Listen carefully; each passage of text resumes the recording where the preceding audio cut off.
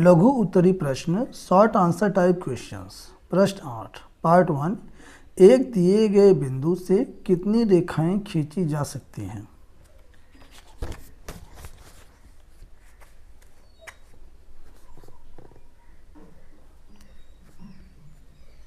प्यारे बच्चों, एक दिए हुए बिंदु से अनंत रेखाएं खींची जा सकती हैं, जैसे ऐसे ऐसे ऐसे ऐसे ऐसे कितनी भी रेखाएं खींच सकते हैं एक बिंदु से। तो यहाँ पे इसका आंसर है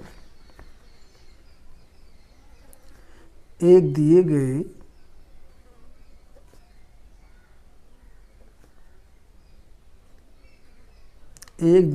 बिंदु से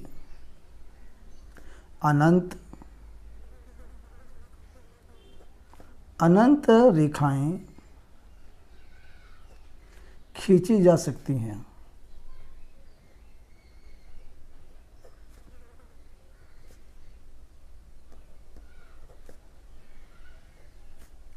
सेकंड पार्ट, एक रेखा के निरूपण हेतु कितने बिंदुओं की आवश्यकता होगी? प्यारे बच्चों, चूंकि हम जानते हैं दो बिंदुओं से एक रेखा खींच सकते हैं, एक बिंदु यहाँ पे है, एक बिंदु यहाँ पे, जब दोनों को मिलाएंगे तो एक रेखा बन जाएगी।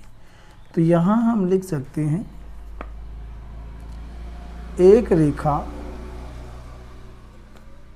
के निरूपण हेतु दो बिंदुओं की आवश्यकता होती है। पार्ट थर्ड, क्या रेखा की कोई लंबाई होती है? प्यारे बच्चों, पार्ट थर्ड में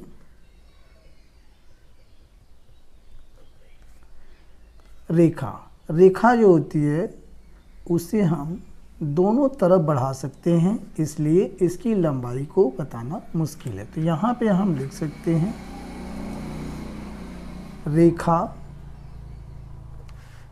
रेखा की कोई लंबाई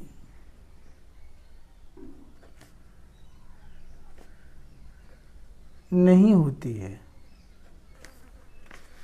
पार्ट 4, तीन संरेख बिंदुओं से निर्धारित होने वाले रेखाखंड का नाम बताइए। तो प्यारे बच्चों, संरेख बिंदु का मतलब क्या होता है? संरेख बिंदु का मतलब होता है कि तीनों बिंदु एक ही रेखा पर हैं। मान लीजिए यहाँ पे एक ये रेखा है, इस पे एक बिंदु हमारा है P, यहाँ पे हमारा है Q और यहाँ हमारा है R।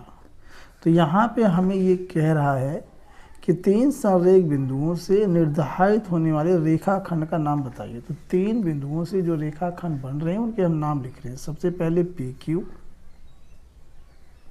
दूसरा है QR और तीसरा बन सकता है पूरा PR। तो यही इसका आंसर था।